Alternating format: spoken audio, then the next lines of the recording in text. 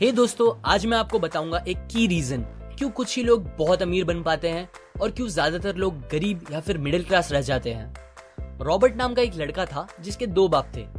अब आप कुछ गलत मत समझिए, पहला उसका खुद का था पर दूसरा उसके दोस्त का बाप था जिसे वो अपना मुंह बोला बाप मानता था। पहले वाले ने पीएचडी की थी पर दूसरे ने कभी 8th भी पास नहीं की थी।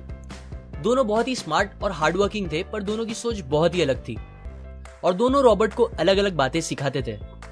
पहला बाप बोलता था कि पैसा सारे फसाद की जड़ है, पर दूसरा बोलता था कि पैसा ना होना सारे फसाद की जड़ है। पहला रॉबर्ट को हमेशा महंगी चीजों के बारे में सोचने से मना करता था और कहता था कि वो हमारी हैसियत के बाहर है। दूसरा उसे कहता था कि वो सोचे और अलग अलग रास्ते ढूंढे जिससे वो सारी महंगी चीजें खरीद सके। ये करने से उसका दिमाग तेज होगा और नए आइडियाज भी मिलेंगे। पहला उसे कहता खूब मेहनत कर, अच्छे से पढ़ लिख ताकि तुझे बड़ी कंपनी में नौकरी लगे और तू बड़ा इंसान बन पाए। दूसरा कहता था तू खूब पढ़ मेहनत कर पर खुद की कंपनी खोल ताकि तू खूब सारी नौकरियां लोगों को दे पाए। रॉबर्ट के पास एक एडवांटेज था, उसने अपने दोनों बापों को अपनी अलग अलग सोच के साथ बढ़ते और उनकी तरक्की देखी। उसने अपना दिमाग लगाया और अपने दूसरे बाप की बातें मानी और फॉलो की, जो कि बाद में मायामी फ्लोरिडा का सबसे अमीर इंसान बना और उसकी सिखाई बातों से उसने खुद करोड़ों कमाए, जबकि उसका पहला बाप जिंदगी भर गरीब रह गया।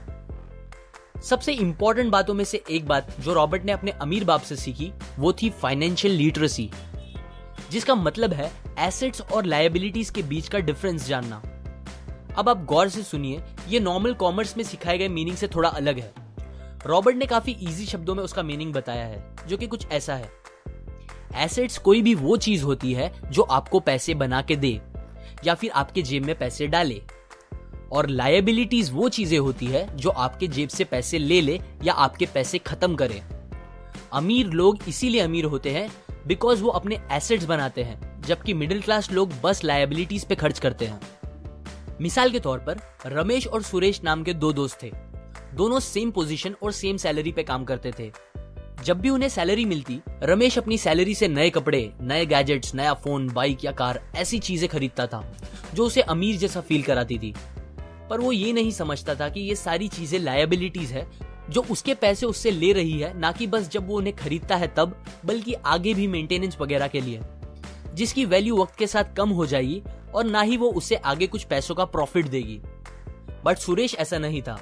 वो ये सारी चीजें नहीं खरीदता था जब तक कि उसके लिए बहुत जरूरी ना हो वो चीज खरीदना।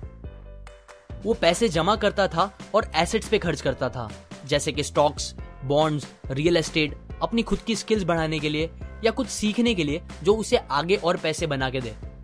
2 साल बाद सुरेश करोड़पति बन गया, जबकि रमेश वैसे का वैसा अपनी कम सैलरी को कोसता रह गया और कहता था कम सैलरी उसके मिडिल क्लास होने का रीजन है। एक गरीब इंसान का कैश फ्लो कुछ इस तरह होता है। उसे पैसे मिलते हैं और फिर वो पैसे उसकी जरूरी खर्चों में खत्म हो जाते हैं। एक मिडिल क्लास का कैश फ्लो थोड़ा सा अलग होता है। उसे पैसे मिलते हैं, वो पैसे जरूरी खर्चों और लायबिलिटीज में खत्म कर देता है। इसीलिए मिडिल क्लास और गरीब में ज्यादा फर्क नहीं है। मोस्टली मिडिल क्लास लोगों को लगता है उनका घर उनका एसेट है, पर ऐसा नहीं है। आपका घर आपको पैसे बना के नहीं देता अनलेस आप उसको भाड़े पे दो।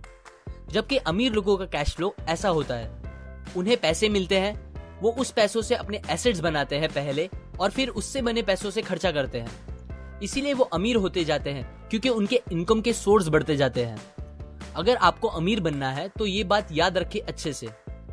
इस बात से फर्क नहीं पड़ता कि आप कितना कमा रहे हैं, बल्कि आप उन पैसों को कैसे और कहां खर्च कर रहे हैं, ये इंपॉर्टेंट है। आपको कंज्यूमर की सोच से बाहर आकर इन्वेस्टर की सोच अपनानी पड़ेगी।